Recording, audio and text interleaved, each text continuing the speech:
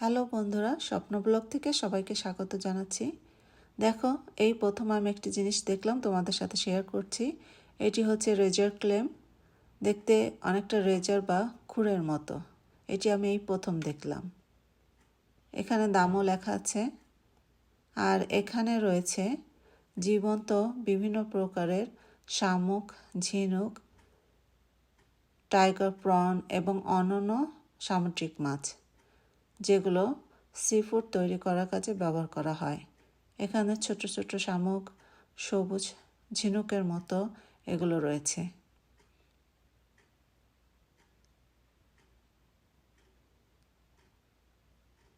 এখানে এভাবেই সাজিয়ে বিক্রি করা হয় জীবন্ত। যার যতটুকু লাগবে মাপ অনুযায়ী সে কিনে নিতে পারে।